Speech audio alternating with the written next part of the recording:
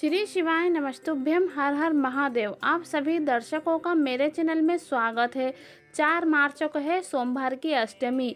सोमवार की अष्टमी शिव पार्वती जी का मिलन का दिन होता है और ऐसा कहा जाता है कि उनके मिलन के दिन कभी कुंवारे लड़का या लड़की ये उपाय कर लेते हैं हल्दी वाला, तो उनका भी विवाह निश्चित हो जाता है। हल्दी की 7 बिंदी वाला ये विवाह के लिए है और 5 बेलपत्र सुख समृद्धि धन प्राप्ति के लिए है। और तीसरा उपाय है 31 मूंग, 31 चावल और 31 बेलपत्र। ये है आपकी सर्व मनोकामना पूर्ति उपाय। तो आप हमारा वीडियो अंत तक ज़रूर देखिएगा और ये उपाय आपको कैसे करना है ये भी आप ज़रूर समझिएगा। तो चलिए हम आपको बताते हैं कि 4 मार्च को सोमवार की अष्टमी पड़ रही है, तो उस दिन आपको कौन से उपाय करना चाहिए जिससे आपको बहुत अधिक गुना फल की प्राप्ति हो।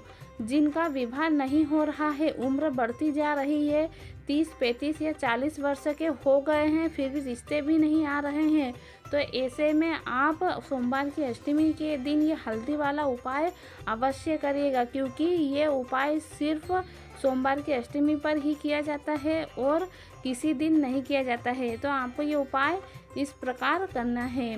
जिनका विवाह नहीं हो रहा है वह व्यक्ति स्वयं ये उपाय करे। आपको क्या करना है, माता अशोक सुंदरी के स्थान पर हल्दी की 7 बिंदियाँ लगाना है और हाथ में हल्दी लगाकर वहाँ पर अशोक सुंदरी के स्थान पर आपको छापे देना है और फिर वही हाथ लेकर आपको पीपल के वृक्ष पर छापे लगा देना है हाथों के। आप कभी ये वाला उपाय करते हो सोमवार की अष्टमी के दिन तो आपका विवाह शीघ्र संपन्न होता है और जिनके रिश्ते तक भी नहीं आते थे उनके रिश्ते भी आने लगेंगे। तो ये था विवाह के लिए बहुत ही आसान सा उपाय था और लड़का हो या लड़की स्वयं ये उपाय करे अपने लिए। तो चलिए आज का दूसरा उपाय है धन संपदा सुख समृद्धि धन प्राप्ति उपाय। तो इस उपाय में आपको क्या करना है, 1 कलश जल लेना है और 5 बेलपत्र लेना है और शिव मंदिर जाकर आपको 5 बेलपत्री एक एक कर श्री शिवाय नमस्तुभ्यम का मंत्र बोलते हुए भोलेनाथ के पर अर्पित कर देना है। और फिर उसके बाद में आपको जल की एक धारा बनाकर, जो आपने 1 कलश जल लेकर गए हैं उस जल की एक धारा बनाकर भोलेनाथ के ऊपर अर्पित करना है। आपने पहले बेलपत्री अर्पित करी, फिर उसके ऊपर ही आपको जल की धारा बनाते हुए जल अर्पित करना है ओम नमः शिवाय का मंत्र बोलते हुए। आप जब भी बेलपत्री अर्पित करें तो बेलपत्री की डंडी का भाग आपको जलधारा के तरफ ही रखना है। इस बात का आपको विशेष कर ध्यान देना है। तो चलिए ये था धन प्राप्ति का उपाय और सुख समृद्धि का उपाय। तो आप ये उपाय जरूर करके देखिएगा। और तीसरा उपाय है सर्व मनोकामना पूर्ति उपाय।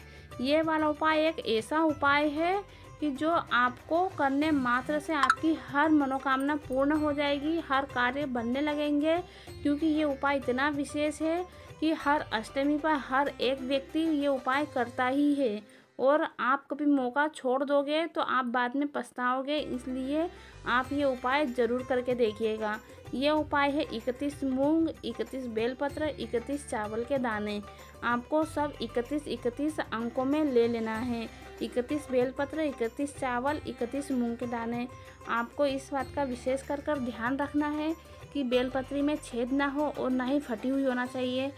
चावल के दाने भी अक्खे होना चाहिए, टूटे फूटे नहीं होना चाहिए और मूंग के दाने में छेद भी नहीं होना चाहिए, वो भी अच्छे होना चाहिए। आपको इस बात का विशेष कर ध्यान रखना है।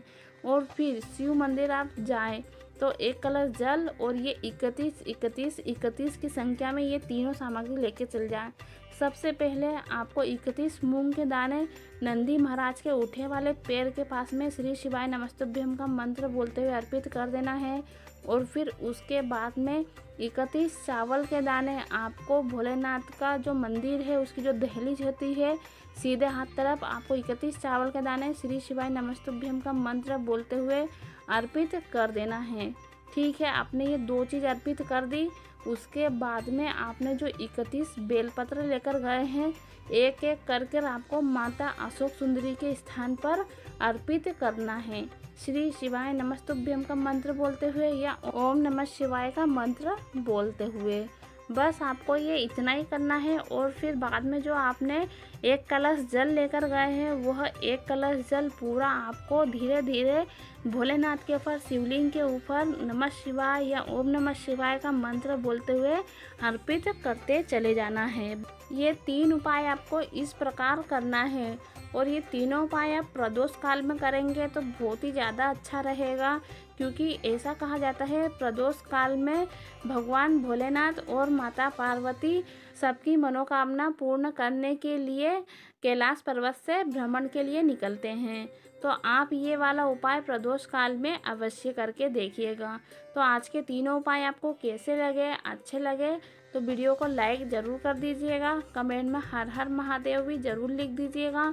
और कभी अभी तक आपने हमारा चैनल सब्सक्राइब नहीं किया है तो हमारे चैनल को सब्सक्राइब भी ज़रूर कर लीजिएगा। हर हर महादेव, जय बम भोले।